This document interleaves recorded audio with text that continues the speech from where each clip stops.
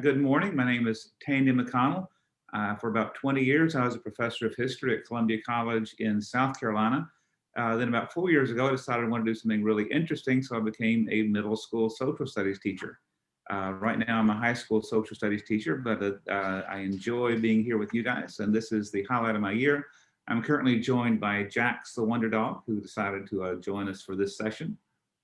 He will have an opportunity to ask any questions he wants as well. So I'll ask my colleague to introduce herself. I'm Rita McCannon. I'm an attorney in Huntsville, Alabama, which is about the northernmost community in Alabama that anybody knows anything about, right close to Tennessee. Glad to be with y'all today. And would you introduce yourselves and your teacher, please? My name is Bob. My teacher is Miss Curry, and I am very excited to be here today. My name is Con, and I'm also excited to be here today. My name is Danielle, and civics is my favorite class, and this is a really exciting opportunity, so I'm very happy to be here. My name is Molly. I love civics, and our wonderful coaches are Miss Curry and Miss Bushing, and we are all very excited to be here. And we're excited too. This is great. This is fun. So we are your Unit 2 judges, and you are the Unit 2 team, so that works out nicely. We're interested in question 1. The Confederation itself is defective and requires to be altered. It is neither fit for war nor peace. Do you agree or disagree with Alexander Hamilton? What were the strengths and weaknesses of the Articles of Confederation? What problems, if any, did the founders face in writing the Articles of Confederation? What impact, if any, did Shays' Rebellion have on the founders' thinking about government? What is the significance of the Northwest Ordinance of 1787? If you're ready, please begin.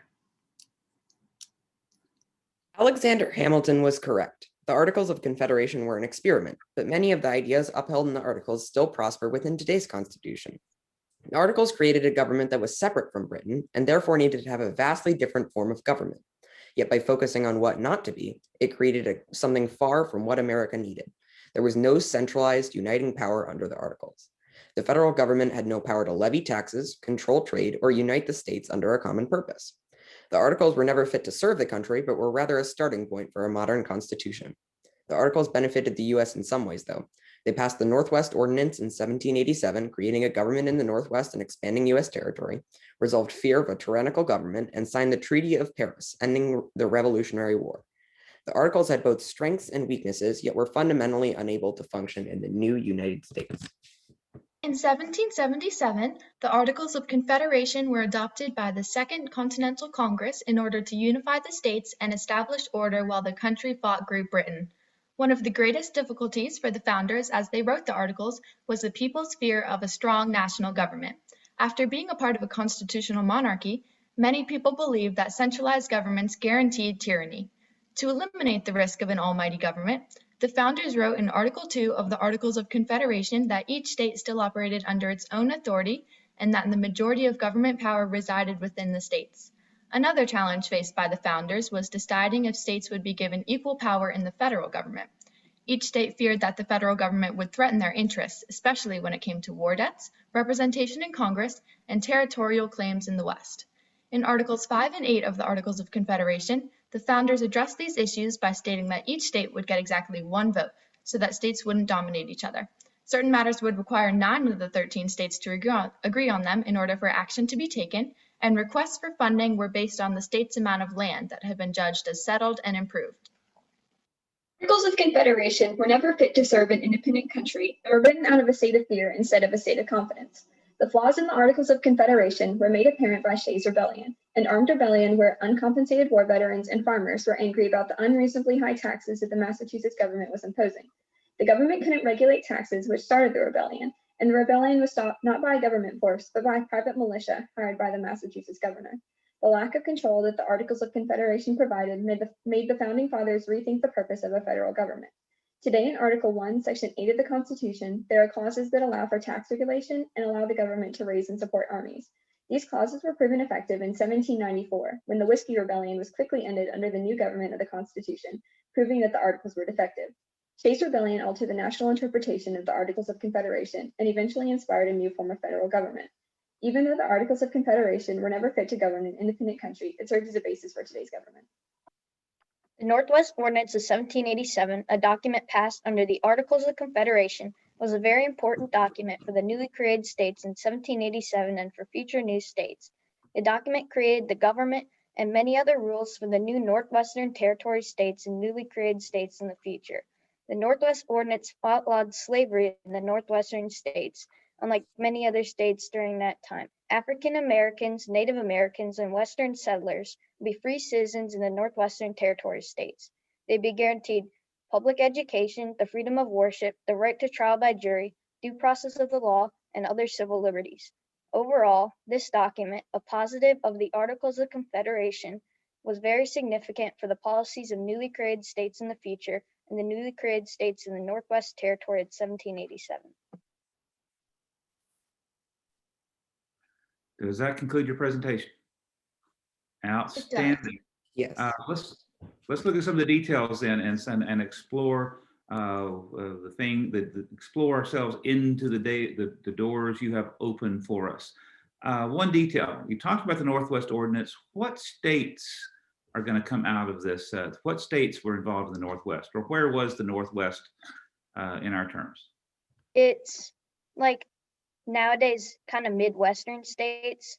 There's like Minnesota, and it went from like the farthest northwest was Minnesota, and there was also like the furthest east, I think, was Ohio. Exactly right. It- Go ahead. It had Ohio and Michigan too. So exactly right. So it opened the door for all those states to eventually become states, just with the same status as those original 13 colonies. That was not taken for granted in 1780 and 1787. So that was something that had to be thought about. And here's a much broader question. Which is more greatly to be feared, do you think? A government that is so powerful that it can suppress the rights of its citizens, or a government that is so weak that it cannot protect its citizens from violence? Which is the bigger problem, do you think? Which would you be more afraid of? I would be more afraid of a government that is all powerful and can suppress its citizens and take away some of their natural rights. Because if you take away natural rights, you're taking away unalienable rights that people were born with, and those are very important rights to establish to create a functioning government.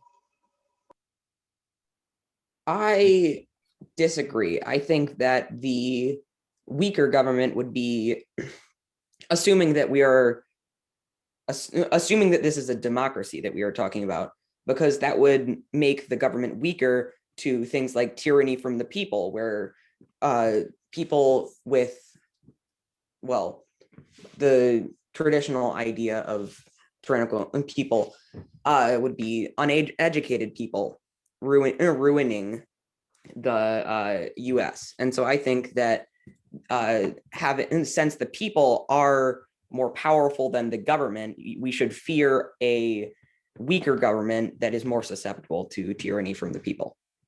Outstanding. Thank you. I'll pass the baton on to Ms. McCannon. Thank you. I really want to follow up on that, but I know we need to ask you some other questions. I guess what I was wondering, and Molly, I believe it was you, I wouldn't direct this question right at you, but I believe you said that you would be more concerned about a stronger government. So if any of you all would want to tell me what problems with a stronger national government, because those were the things that were distrusted, and that was really where the Articles of Confederation became established. Can you tell me what the philosophical reasons for distrusting a strong national government would be? Like Molly said, I believe the biggest reasons would that your rights would be completely stripped away as a citizen. the government would have complete control over you and what you did and how you live. And I believe people would be too afraid of the government to make a change. And so you would be living in a world where you don't have the right to property. You don't have, maybe you don't even have the right to life or liberty. And so everything about us that makes us human is completely stripped away, and we're just open to almost a state of nature where rights don't exist, and it's just every man for himself. I think the term you're kind of looking for is the system without limited government. So the government would completely have the power to take away your natural rights of life, liberty, and property. And this is the reason that the colonists felt that they needed to get away from Great Britain, is because they took away their natural rights. They didn't give them representation in Congress, and they suppressed them to the point where the colonists felt that they needed to revolt and needed to get away from that government. Let me ask you what the definition of limited government is, in your opinion.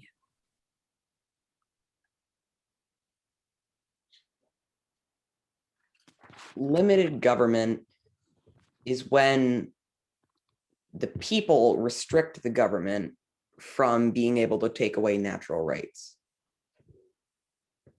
I would say examples of this in our Constitution are the first words, "we the people." It was the people that created the Constitution, and the people that decided that they wanted a limited government because they had fought the war to get away from Great Britain, which was not a limited government. And I think that's why the colonists felt such a, like, why they really wanted to get away from Great Britain. And that's why they put the words "we the people." And adding on to the definition of limited government, I believe it is a government in which the people in power can only do what the people as a whole have given it the power to do. And so that way you cannot, essentially you can't ignore the individual's needs in order to fulfill the community, the greater community's needs in a limited government. I think that philosophically, we would call that constitutionalism, which is the concept of limited government in itself that is, and the government is restricted by the Constitution. So our Constitution of the United States is proof that we have limited government. In your presentation, you compared the Whiskey Rebellion with the Shays Rebellion. What was different about those two that is, I think you just said it in passing. I wanted to think a bit more about that comparison. What was different about those rebellions, and particularly about the outcomes? They were under two different administrations. One was under the Constitution and the other was under the Articles of Confederation. And under the Articles of Confederation, the federal government was unable to stop the revolt of Shays Rebellion because they had a weak central government, whereas in the Whiskey Rebellion, it was under the Constitution, and George Washington's troops was able to quickly quell it. And what gave George Washington the ability to do that was a clause in Article 1, Section 8 of the Constitution, which allows them to raise and support armies, which allows them to quickly quell rebellions that come up and happen. Thank you. Rita, what you got? These folks are hard to do follow-up questions with because they know everything. We've got a minute left, so I'm thinking, what do you think the most significant measure that the Northwest Ordinance accomplished was? I believe that it was making an outline for admitting new states into the United States, because they still abide by these rules that the Northwest Ordinance created for admitting the Northwestern Territories new states that they expanded out west to. And an example of this was admitting like Hawaii or Alaska recently, and they used those outlines that the Northwest Ordinance created to admit Hawaii and Alaska into the U.S. Do you think there's any chance of the other states being admitted? Saved by the bell. Thank you so much. A wonderful presentation, wonderful use of evidence. I asked a kind of a trick question to compare the Northwest, or I mean, to compare the two rebellions, and you just boom, boom, boom, and you made exactly the important comparison that the Whiskey Rebellion might have been more successful had Washington not been able to ride out there with his troops. Actually, he rode in a carriage, and he sort of said, "Away, he didn't play a major role, but was probably the last American president to lead troops into battle as a president," which is kind of cool part of the story. Great job, great presentation. You showed a depth of understanding that is most admirable and speaks well of you and speaks well of your teacher. It is so much fun to not only listen to the wide breadth of material that you have prepared and the knowledge that you have, but to hear your ability to respond to really tough questions. I want you to know that there are plenty of high school seniors and college freshmen who can't do what you've done today. And that's a credit to your parents, to your teachers, and frankly, to you for being willing to give up this gorgeous weather we're having and come here and sit with us today and do all this studying and preparing and hard work leading up to today. Before we let you go, and I know we're going to have to, tell me what city you're in, please, because Professor McConnell and I have been talking about that this morning. It gives us a better picture if we know where you're from. We're from Crozet, which is right outside of Charlottesville, Virginia. Charlottesville, a lovely place. Are y'all having nice weather today? Oh, it's beautiful. Yeah, it's it's amazing. Cloudless skies. Well, we are honored to be here with you. Thank you so much. Thank you so much. Here with for you. the Thank time you. to do this. Thank you so much. Thank you. All credit to Miss Beauchesne and Miss Curry. Yeah, they're really wonderful coaches. We're lucky to have them. They are. I'm so glad you can They've say taught us so thank you. much.